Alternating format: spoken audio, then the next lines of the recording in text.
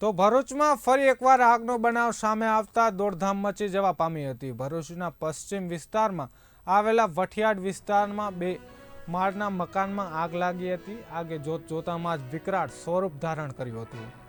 તો આગ લાગતા આજુબાજુના સ્થાનિકોમાં અફરાતફરીનો માહોલ સર્જાયો હતો। બનાવની જાણ કરાતા ભરૂચ નગર સેવા સદનના ફાયર ફાઇટરો ઘટના સ્થળે દોડી આવ્યા હતા અને મકાનમાં શોર્ટ સર્કિટના કારણે આગ લાગી હોવાનું પ્રાથમિક અનુમાન લગાવવામાં આવી રહ્યું છે।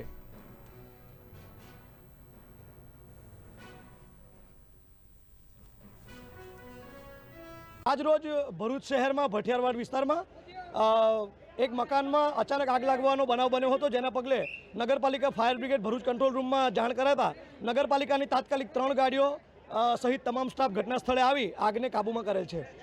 સદનસીબે ઘટનામાં કોઈપણ પ્રકારની જાનહાનિ કે કોઈ નુકસાનના અહેવાલ નથી। ભઠિયારવાડની અંદર એક જૂના મકાનની અંદર આગ લાગી।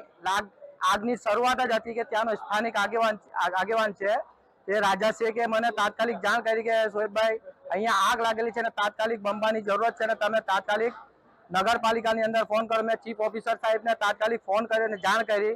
ચીફ ઓફિસર સાહેબે સમય તાત્કાલિક યુદ્ધના ધોરણે બંબાને મોકલી અને ફાયર બ્રિગેડને મોકલીને અહીંયા હમણાં જુઓ તમે કે આગની પર કાબુ મેળવી લીધો છે। હું નગરપાલિકાનો ખૂબ ખૂબ આભાર માનું છું।